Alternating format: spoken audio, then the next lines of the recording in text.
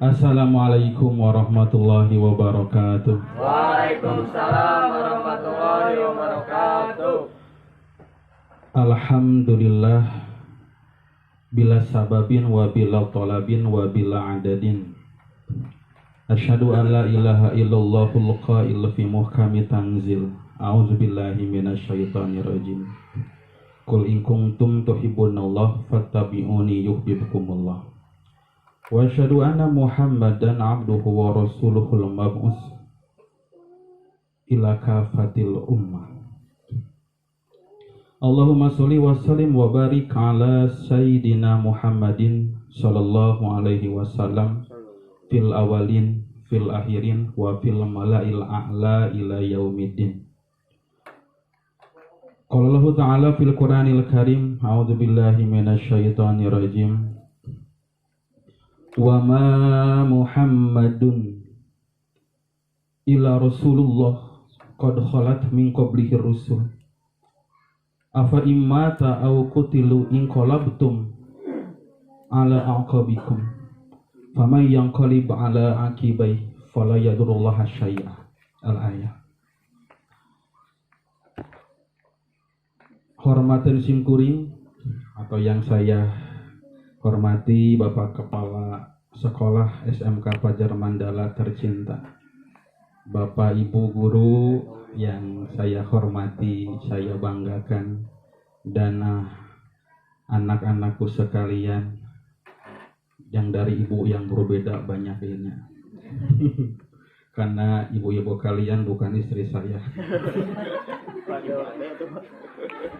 Semoga Allah Subhanahu wa Ta'ala menjadikan Ananda sekalian menjadi orang-orang yang pandai menebar manfaat di hari kemudian. Amin. Dan mencatat menjadi orang-orang yang menjadi pemimpin kelak di masa depan. Amin ya Allah ya Rabbal Alamin.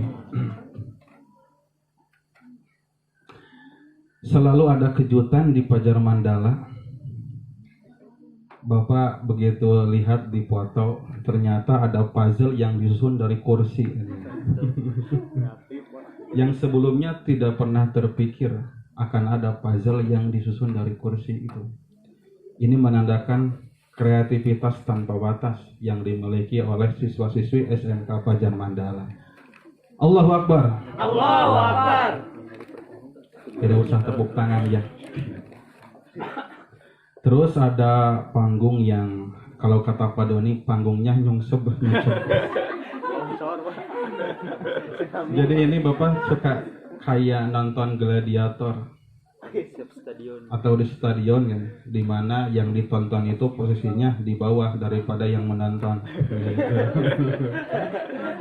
Unik. Alhamdulillah pagi ini, pagi menjelang siang di suasana yang panas tapi mudah-mudahan berkah.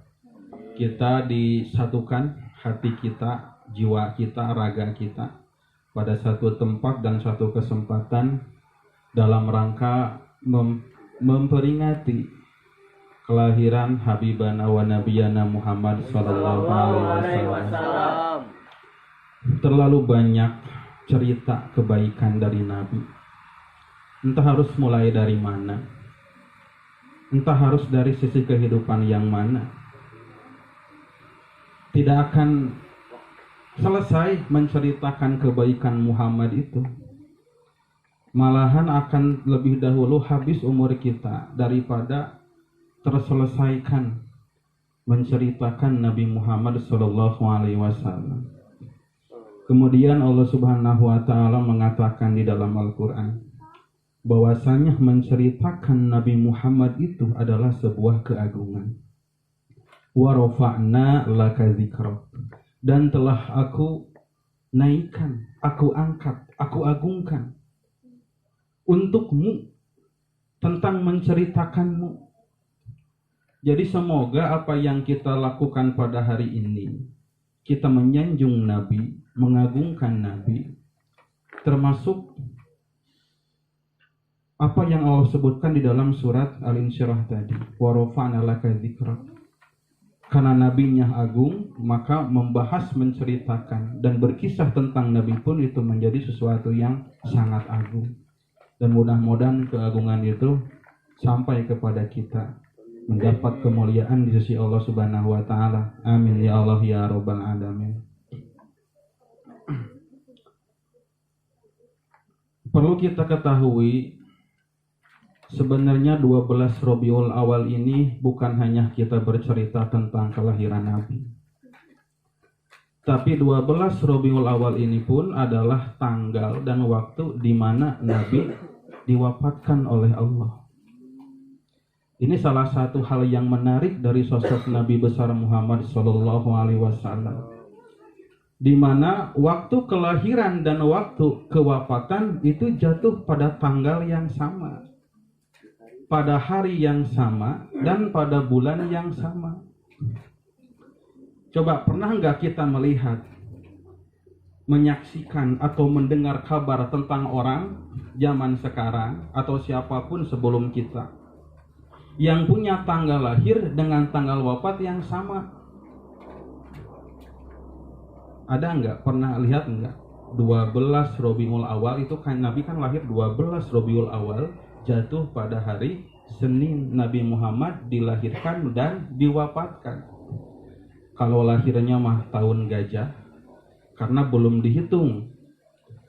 Karena dimulai perhitungan tahun Hijriah itu setelah Nabi dimulai dihitung dari peristiwa hijrah Nabi.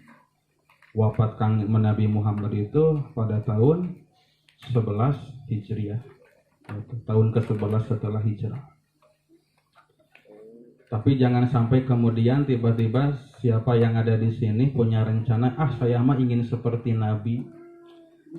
Apa seperti Nabi? Punya tanggal lahir dan tanggal kematian di tanggal dan waktu yang sama. Kumaha carana engke lamun ulang tahun rek sakalian bunuh diri saya supaya sama seperti Nabi. Nah, maksudnya apa? Ini salah satu hal sederhana yang dimiliki Nabi yang tidak dimiliki oleh siapapun. Jadi kita bermaulid mengingat Nabi, selain kita mengingat kelahiran Nabi, juga kita mengenang wafat Nabi. Perlu kita angkat tentang kewafatan Nabi, sangat perlu. Karena nanti kita akan mendapati wasiat Nabi yang begitu agung. Bahkan secara khusus Nabi itu sering menyebut tentang umatnya, umat akhir zaman yang mudah-mudahan diantaranya kita. Betapa Nabi itu telah mengungkapkan kecintaan dan kerinduannya kepada umat akhir zaman seperti kita yang tidak hidup di zaman Nabi, yang tidak hidup beserta Nabi, yang tidak hidup berdampingan bersama Nabi, tapi masih tetap memegang erat syariat Nabi, mengikuti ajaran Nabi.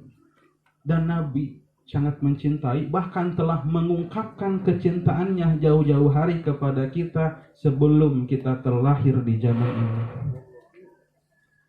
Jadi hari ini kita berharap bukan sekedar tentang mengingat Nabi. Karena sebenarnya tidak cukup kalau hanya sekedar diingat. Kita itu sedang mencintai Nabi, dan cinta itu tidak cukup sekedar untuk diingat. Bahkan lebih dari itu, air mata pun belum cukup untuk bisa membuktikan kecintaan kita kepada Nabi. Meskipun Anda setiap kali membaca sholawat sambil menangis, itu belum cukup untuk membuktikan kecintaan kita kepada Nabi. Kenapa? Karena cinta Nabi itu adalah soal akidah, soal keimanan. Soal keimanan. Dan Allah Subhanahu wa taala mengaitkan tentang kecintaan kita kepada Nabi Muhammad sallallahu alaihi wasallam. Allah jadikan fondasi untuk kita mencintai Allah. Katakanlah wahai Muhammad, jika kamu sekalian mencintaiku, maka ikutilah aku.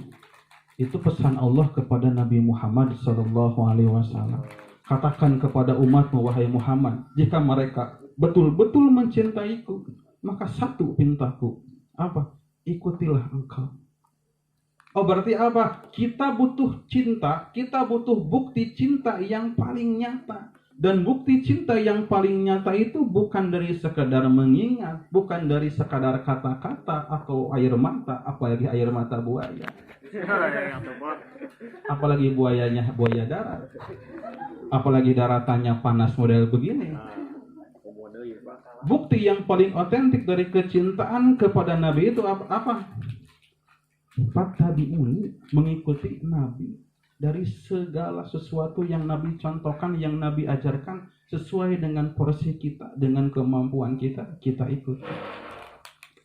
Jangan kita sembunyikan ajaran Nabi.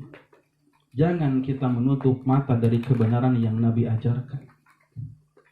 Karena itu pengkhianatan terbesar.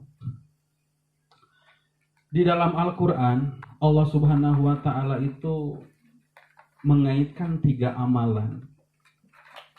Yang amal tersebut ketika dilaksanakan tidak akan diterima kecuali disertai dengan penyertanya. Dan penyertanya itu beda-beda. Ibnu Abbas mengatakan seperti ini. Ini bisa ditemukan di dalam tafsirnya, tafsir Ibnu Abbas. Di dalam tafsir Ibnu Katsir juga ada. Hunaka salah satu ayatin nuzilat la tuqbalu wahidatum minhunna illa makrunatam biqariniha.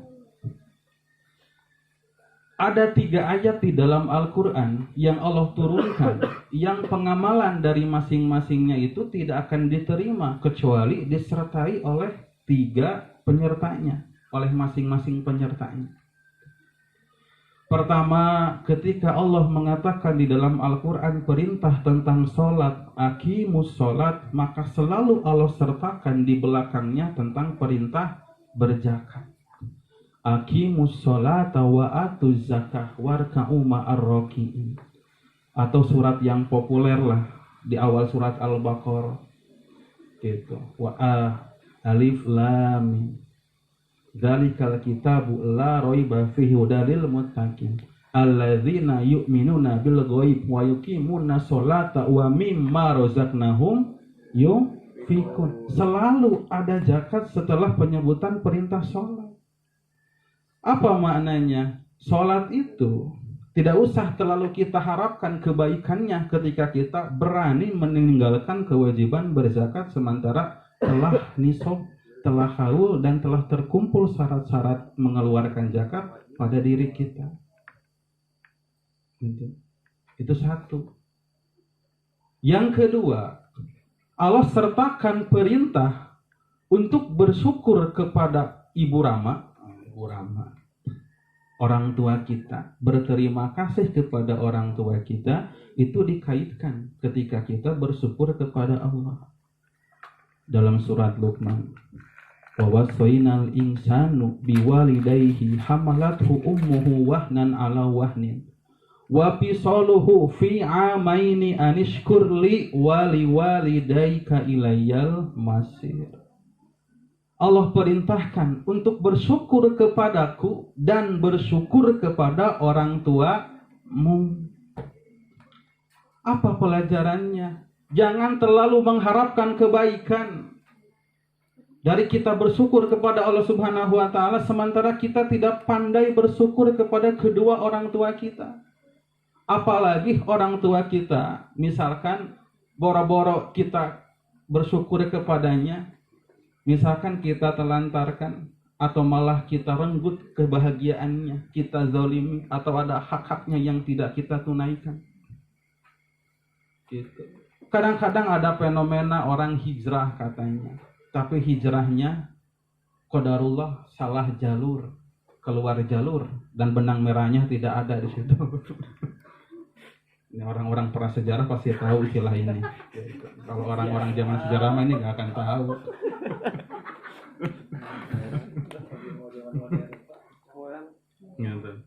Ceritanya hijrah terus masuk ke satu golongan di mana di situ dikenalkan dasar-dasar keislaman versi mereka. Kemudian ada sebuah ajaran yang entah dari mana sumbernya. Katanya selama Anda belum berbaiat kepada imam saya, gitu, Anda belum mengucapkan 2 kalimat syahadat di depan amir saya, Anda itu masih kafir, belum Islam.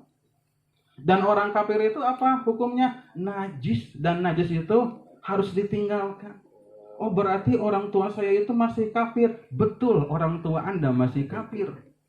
Berarti kalau begitu orang tua saya itu najis. Betul, bahkan najisnya najis mugalodoh kuadrat.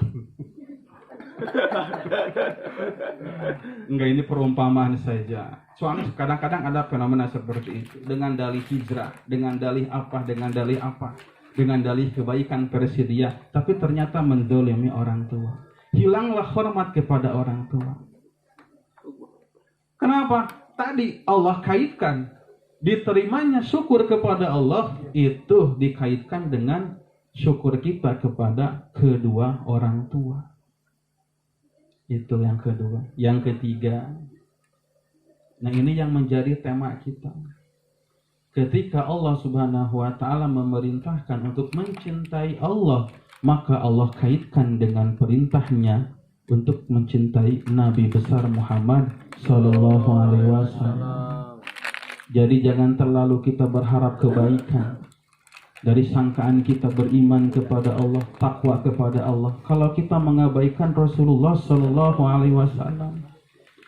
Jelas, in kuntum tuhibbunallah fattabi'uni yuhibbukumullah. Jika engkau cintai Allah, maka cintai, ikuti Nabi Muhammad. Mudah-mudahan kita termasuk orang-orang yang cinta kepada Allah dan cinta kepada Rasulullah. Amin ya Allah ya Rabbal Alamin. Ada sebuah doa, nanti tolong diikuti ya bacaan saya. Coba, Bismillahirrahmanirrahim. Bismillahirrahmanirrahim. Allahumma inna nas'aluka hubbaka wa hubba nabiyyika wa hubba man yuhibbuka wa yuhibbu nabiyyaka wa hubba amalin yuqarribuni ila hubbika wa hubbi nabiyyika.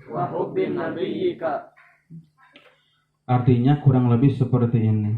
Ya Allah, cintakanlah aku kepada Engkau dan kepada Nabi-Mu, dan cintakanlah aku kepada orang-orang yang mencintai Engkau dan mencintai Nabi-Mu, dan cintakanlah aku kepada amal apapun itu yang bisa mendekatkan aku untuk mencintaimu dan mencintai Nabi-Mu. Sing ingat, fungsinya hati itu adalah untuk mencintai. Jadi lamun aya nu ditanyakeun kerina pelajaran biologi, anak-anak, apakah fungsi hati itu? Maka jawab, untuk mencintaimu karena Allah.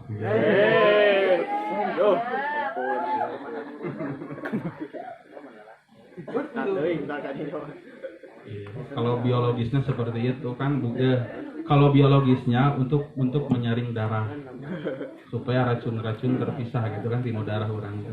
Tapi secara hakikinya begitulah cinta itu. Begitu, untuk mencintai karena Allah. Jadi kalau tidak bisa mencintai karena Allah, itu kemana hatimu gitu? Di mana hatimu gitu. Jadi majelis ini menjadi majelis cinta berarti ya gitu. Tapi tadi kan kita tuh sedang mengupayakan apa? Tentang kecintaan kita.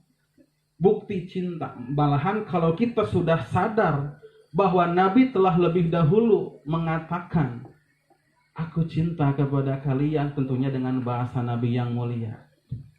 Jadi intinya begini, Nabi itu kalau bahasa anak muda, itu jauh-jauh hari sebelum kita lahir, sebelum buyut nenek moyang kita lahir, Nabi itu telah mengatakan I love you kepada kita.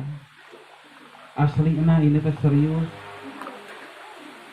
Itu. Jadi Nabi itu apa? Telah say I love you kepada kita. Gitu. Nabi itu apa? Sudah nembak kita. Tinggal sekarang mari kita lebih dari sekedar mengingat Nabi, tapi kita balas cinta Nabi. Siap membalas cinta Nabi? Siap. Siap membalas cinta siapanya? Satu, Pak. Gitu. Kadang-kadang dengan mudah kan kita menjawab gitu kalau ditanya. Bapak-bapak, ibu-ibu, adik-adik, cinta Allah? Cinta. Cinta Rasulullah? Cinta. Cinta yang sedang bicara? Cinta. Kan gitu. Walaupun bahasa ini Bapak juga garing, basi, nggak ada yang enak gitu. Sebab biasa nanti diucapkan oleh ustaz-ustaz yang baru belajar ceramah. Ibu-ibu cinta ke Allah, cinta. Cinta ke Rasulullah, cinta. Cinta ke sim kuring, hantu. Aduh, nyeri, Pak. Gitu. Jadi ketika kita ditanya, apakah cinta kepada Allah? Cinta. Cinta Rasulullah? Cinta. Tapi ketika kita ditanya tentang bukti cinta kepada Rasulullah, kita mulai ngahulang. Naonnya atau buktinya? Solawat yang mana? Apakah solawatnya betul-betul karena Allah dan pintar dan tahu tentang mana solawat yang sesungguhnya? Sebab kadang-kadang di zaman sekarang ini, kadang-kadang solawat itu menjadi lagu, kadang menjadi jaipong, kadang menjadi bangreng, kadang menjadi terbang keluar angkasa. Esensi solawat yang Nabi ajarkan menghilang. Sampai timbul kontroversi ya di kalangan para ustadz, para kiai tentang solawat yang terlalu dikreatifkan lah gitunya, jadi bervariasi. Akhirnya tenggelam dalam nadanya gitu, bukan tenggelam dalam kehusuan. Jadi sudah hilang solawat sebagai dikir Nabi kita. Mari kita pertanyakan tentang bukti cinta kepada Rasulullah. Namun sebelum itu, jika kita belum sadar bahwa betapa Nabi itu sudah menyatakan kecintaannya kepada kita, mari kita kembali 14 abad silam. Apalagi ketika Nabi menjelang wafatnya. Itu sering dikatakan, diriwayatkan tentang hadis-hadis tentang kecintaan Nabi kepada kita. Tahukah kita bahwa dahulu Nabi wafat itu menjelang ajalnya, itu yang paling sering diucapkan oleh Nabi itu adalah tentang kita, tentang umatnya. Nabi meninggal itu di tahun yang di bulan di waktu yang sama, sebagaimana tadi kita katakan, 12 Rabiul Awal, dan jatuh pada hari Senin. Itu prosesnya panjang. Nabi mengetahui tentang ajalnya, tapi para sahabat belum ada yang menyadari bahwa ini adalah kebersamaan Rasulullah. Riwayat mengatakan itu mulai isyarat kewafatan Nabi itu berawal tahun 10 Hijrah. Itu ketika Nabi di akhir bulan Ramadan, kalau biasanya Nabi beriktikaf di masjid itu selama 10 hari setiap bulan Ramadan. Pada tahun itu Nabi sengaja menambah menjadi 20 hari, 20 malam. Diam di masjid, iktikaf. Ini penting kita ajarkan, kita ingat kembali. Kita nggak usah terlalu mencari sunnah Nabi gitu, seperti apa sih. Ini bab iktikaf saja. Iktikaf itu ibadah yang paling ringan. Kita hanya berduduk, diam diri di dalam masjid dengan niat taqarrub ilallah, itu sudah menjadi ibadah yang besar. Tidak membaca Al-Quran di dalamnya, tidak membaca zikir, dan tidak melakukan amal ibadah apapun. Pokoknya nama diam di masjid karena Allah, itu sudah ibadah. Sekarang kan jangan-jangan untuk beriktikaf, sekadar untuk melaksanakan sholat berjamaah di lingkungan masing-masing yang ada masjidnya, itu kan sebuah fenomena yang sangat jarang kita lihat anak muda ke masjid. Bapak itu berteman dengan sahabat-sahabat di rumah gitunya, di lembur dengan kakek-kakek jamaah masjid gitu. Yang kalau adanya itu kan seperti kaset yang sudah kusut gitu.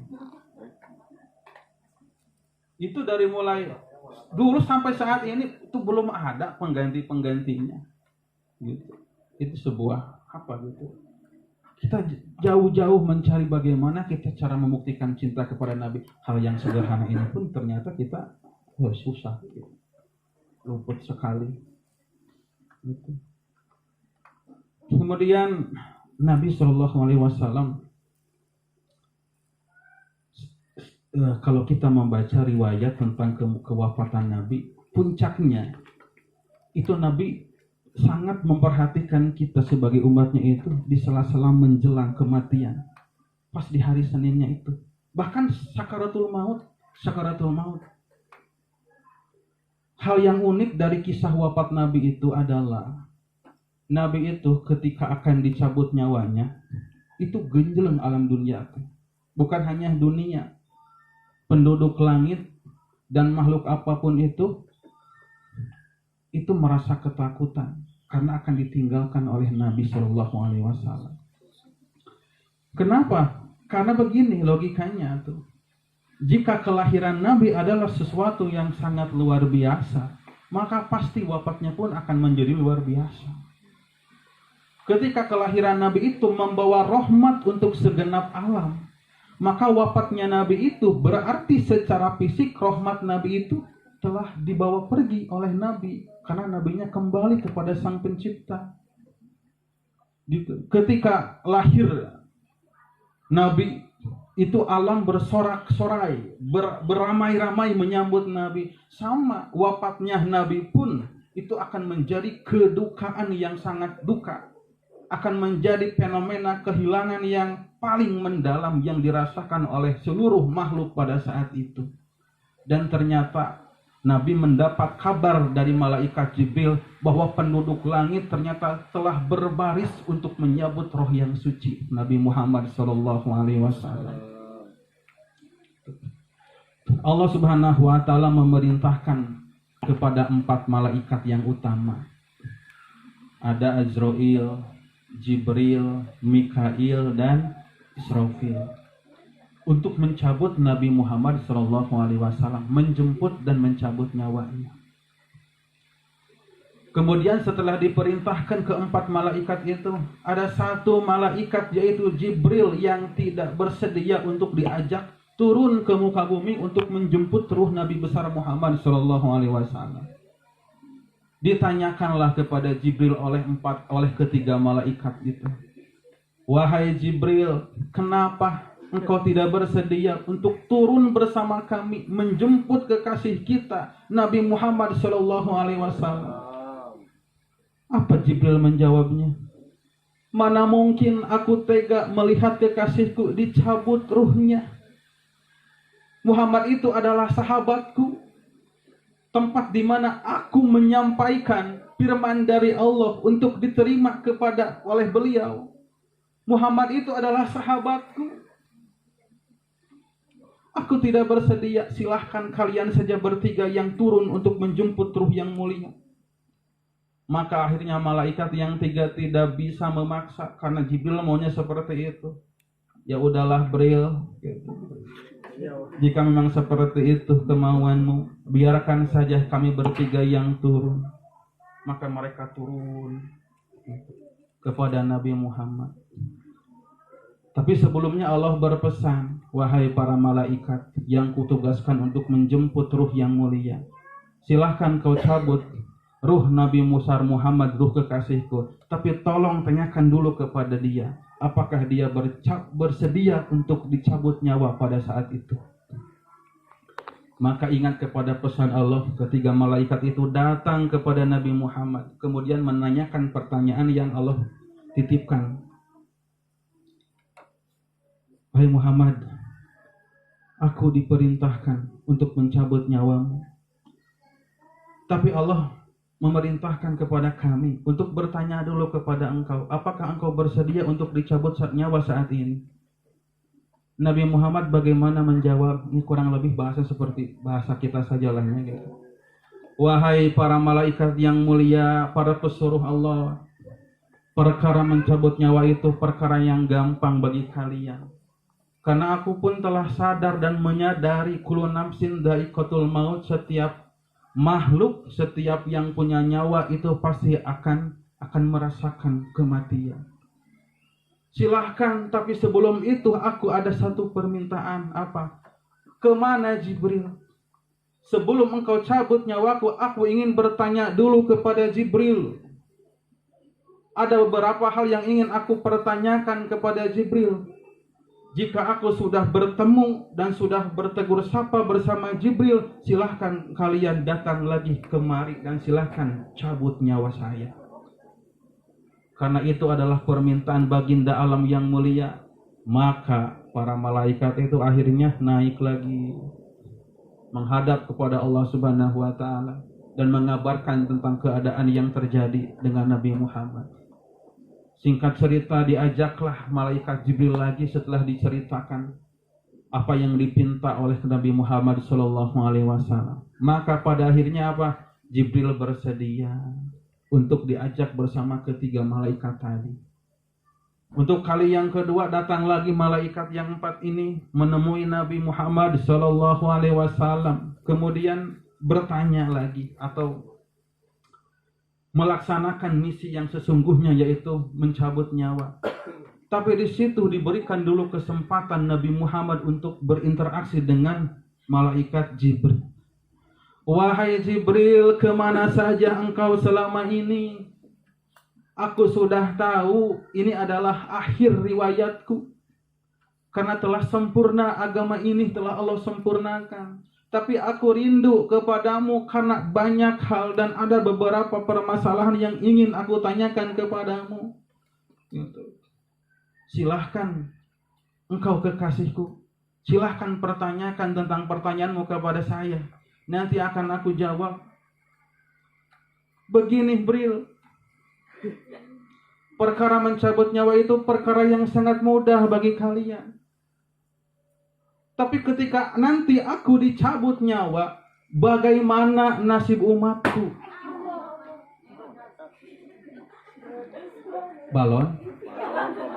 Balon pun terharu mendengar kisah Nabi. Balon pun tak sanggup untuk mendengarkan betapa pilunya ditinggalkan oleh Nabi. Jadi mungkin balonnya tinggal 4 lagi ya.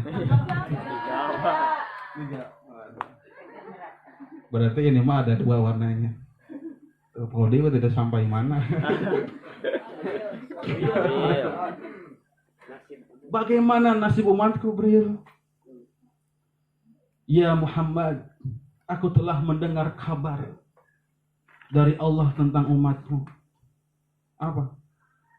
Bahwa surga itu diharamkan untuk nabi-nabi sebelummu, sebelum engkau terlebih dahulu yang memasukinya. Surga itu diharamkan untuk ditempati oleh umat-umat kecuali umatmu yang terdahulu masuk ke dalam surga. Gitu. Oh, seperti itu rupanya. Kalau seperti itu, tenanglah batinku. Aku tidak akan terlalu sibuk memikirkan tentang nasib umat-umatku kelak. Sekarang apa? Silahkan Azrail cabut nyawaku. Maka perlahan dicabutlah nyawa Rasulullah SAW. Rasul itu sama seperti kita, manusia biasa yang punya keistimewaan, tapi tetap ada sisi kemanusiaannya yang sama dengan kita. Rasulullah bisa merasakan sakit. Rasulullah bisa merasakan nikmatnya sehat fisik. Rasulullah makan, Rasulullah minum, Rasulullah tidur. Maka Rasul pun sama merasakan pedihnya sakaratul maut. Sampai di sela-sela dikatakan bahwa nyawa Rasulullah itu sudah mencapai perutnya. Rasulullah mengerang kesakitan. Sakit Jibril, sakit. La ilaha illallah. Innalil mauti lasakarat. Innalil mauti lasakarat. Sungguh maut ini ada sakaratnya, ada rasa sakitnya. Pada saat seperti itu Rasulullah bertanya kepada malaikat Jibril, wahai Jibril, benarkah seperti ini sakitnya sakaratul maut? Betul ya Rasulullah, memang seperti ini. Kalau rasa sakitnya seperti ini, bagaimana nanti dengan umatku ya Jibril? Jibril, tolong mohonkan kepada Allah untuk turunkan kadar sakit ini. Usulkan kepada Allah Subhanahu wa taala untuk diturunkan rasa sakit ini. Kemudian malaikat Jibril pun segera naik menghadap kepada Allah Subhanahu wa taala, lalu memohon sebagaimana permohonan dari Nabi Muhammad sallallahu alaihi wasallam untuk diturunkan rasa sakit sakaratul maut itu. Allah kabulkan permohonan itu hingga diceritakan dalam riwayat bahwa sakaratul maut pada saat itu telah dikurangi 70 kali 70 lipat ganda, 70 lipat. Jadi yang tadinya 1 dikurangi 70 tikal. Tapi apa yang dirasakan Nabi? Nabi masih merasa kesakitan. Jadi sakaratul maut yang nanti akan kita rasakan, mau kapan kita sakaratul maut? Itu sudah dikurangi 70 tikal, 70 lipat. Masih sakitnya seperti itu. Akhirnya Nabi puncaknya ingat kepada umatnya.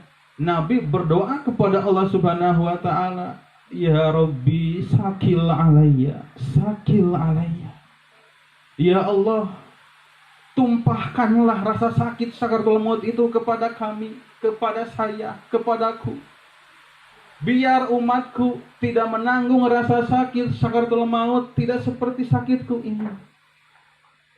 Ya Allah, sakil alayya, sakil alayya. Tumpahkan, habiskan seluruh rasa sakit sakaratul maut itu kepadaku. Biar umatku tidak menanggung rasa sakit seperti ini. Yakin kalau kita menyaksikan pada saat itu, kita nggak akan kuat. Betapa Rasulullah Shallallahu Alaihi Wasallam telah menyatakan kecintaannya yang sangat mendalam kepada umat, bahkan yang belum terbayang untuk terlahir seperti kita di zaman ini. Dan setelah Rasul wafat, itu sampai para sahabat itu banyak yang masih belum percaya tentang kewafatan Nabi. Bahkan kisah Bilal yang sangat populer itu. Bilal bin Rabah yang menjadi muadzin, sahabat yang sangat setia kepada Rasulullah, yang setiap malam setelah beliau adzan mengetuk pintu rumah Rasulullah untuk bertanya, "Ya Rasulullah, apakah sudah siap untuk dilaksanakan sholat?" Ketika Nabi mengatakan belum, Bilal kembali ke tempat sholat, ke masjid. Ketika Nabi sudah memerintahkan untuk melaksanakan sholat, "Aqimis sholat," maka Bilal pun berkomat, "Allahu Akbar, Allahu Akbar. Asyhadu an la ilaha illallah." Dan gitu setiap hari. Setelah wafat Rasul, Bilal merasa kehilangan sedalam-dalamnya.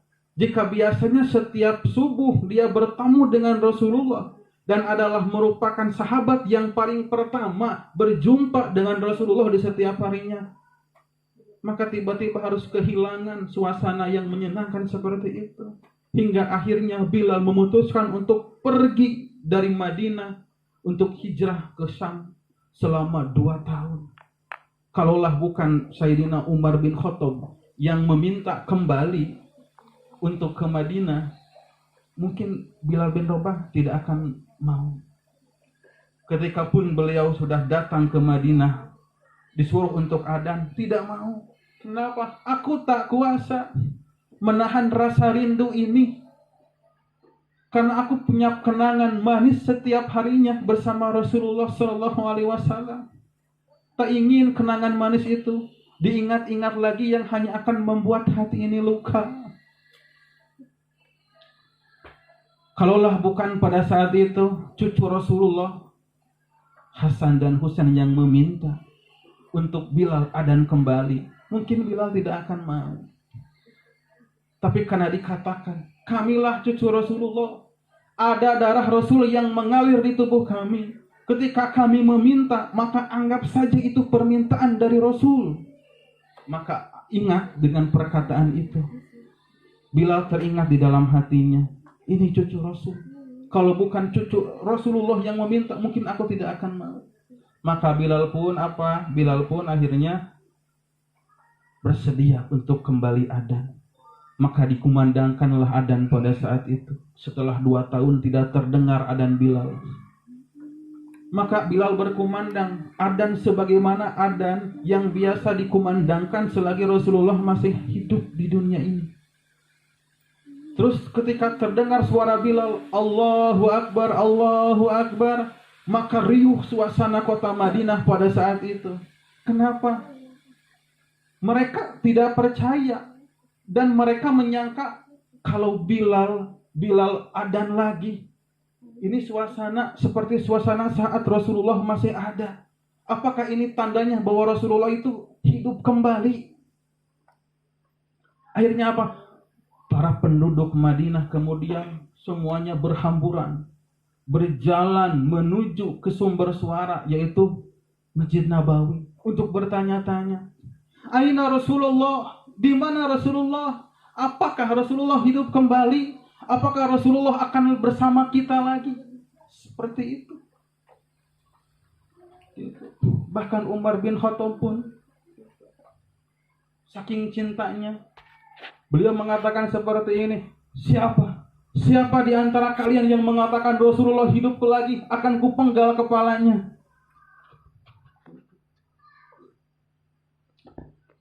Ini adalah gambaran kecintaan Rasulullah. Maka pada saat seperti itu, hadirlah Abu Bakar. Abu Bakar mencoba menenangkan dengan membacakan firman Allah Subhanahu wa taala. Wa ma Muhammadun illa Rasulullah. Dan tidaklah Muhammad itu kecuali seorang utusan Allah. Qad khalat min qablihi rusul, telah didahului oleh nabi-nabi yang sebelumnya. Afa immata au qutila inqalabtum ala aqabikum. Apakah jika Muhammad telah wafat atau terbunuh, kalian akan kembali kepada agama sebelummu, akan kembali murtad? Barang siapa yang murtad, yang kembali kepada agama sebelumnya, maka Allah tidak akan pernah merugi. Intinya, Abu Bakar ingin mengatakan, jikalau selama ini kalian beribadah menyembah Allah karena Muhammad telah mati, beribadahlah, sembahlah Allah karena dia semata. Ini gambaran kecintaan yang luar biasa. Jadi istilahnya, sahabat itu selama 2 tahun itu belum move on dari Nabi Muhammad SAW. Sampai seperti itu. Dan ternyata yang mencintai Nabi itu bukan hanya manusia, seluruh makhluk, seluruh angkasa raya, seluruh tumbuh-tumbuhan, batu-batuan, binatang, semuanya mencintai baginda Muhammad SAW. Suatu ketika Rasulullah SAW sedang berkhutbah, tiba-tiba terdengar suara pohon kurma menangis. Nabi, karena masjid Nabi itu kan sebuah pelataran yang pinggir-pinggirnya didirikan semacam tembok gitu.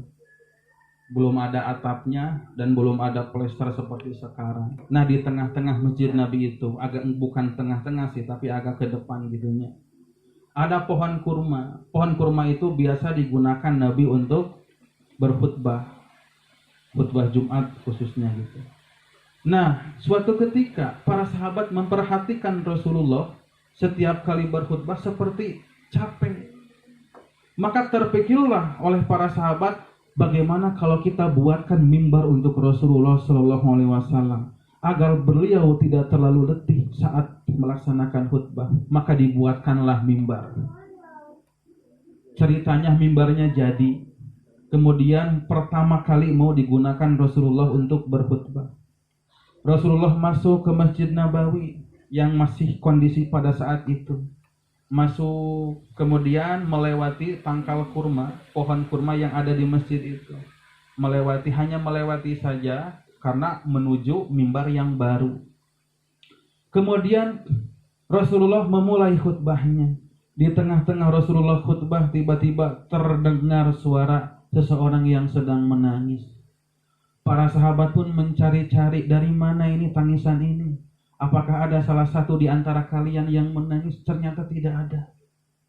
Lama-kelamaan akhirnya beliau tahu. Para sahabat tahu. Karena Nabi Muhammad akhirnya mengetahui bahwa yang menangis itu adalah pohon kurma. Maka didekatilah pohon kurma itu oleh Nabi Muhammad SAW. Kemudian dibelai, dielus-elus dan disanjung-sanjung. Layaknya seorang ibu yang menenangkan anaknya ketika menangis. Gitu. Kaset. Cantik. Sayangan mama, kesayangan bapak. Gitu. Kan begitu. Gitu. Datara aya gitu. Anu didegung-degung ke rumah budak ceurik didegung-degung euy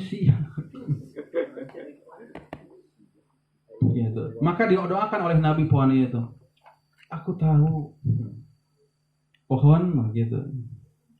Engkau merindukanku. Gitu. Tapi mohon mengertilah. Bukan hanya engkau yang merindukanku. Semua alam ini merindukanku. Aku doakan engkau semoga menjadi penghuni surga. Maka dikatakan oleh para ulama, disimpulkan bahwa pohon korma itu akan menjadi penghuni surga. Kalau kita nanti menjadi penghuni surga, ayo kita cari pohon itu. Kita ngobrol, kita curhat, atau kita cari, kita wawancara. Bagaimana sih kiat Anda menjadi pohon penghuni surga? Inspirasi. Tidak apa-apa gitu. Bikin podcast saja di sana.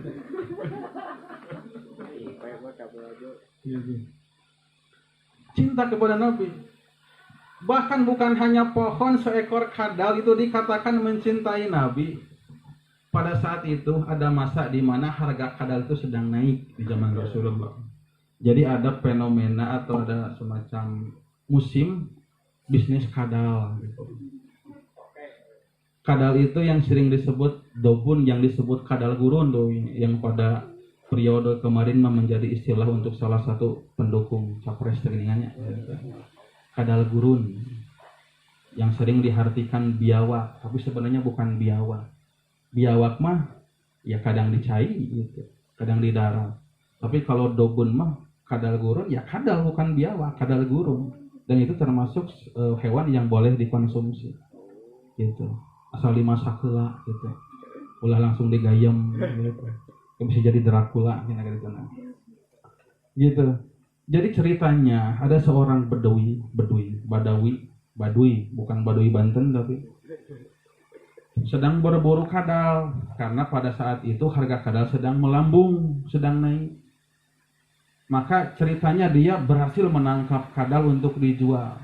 Di sela-sela perjalanannya beliau melintasi tenda yang di dalamnya ada Rasulullah bersama para sahabat. Maka diam-diam dia mendengarkan percakapan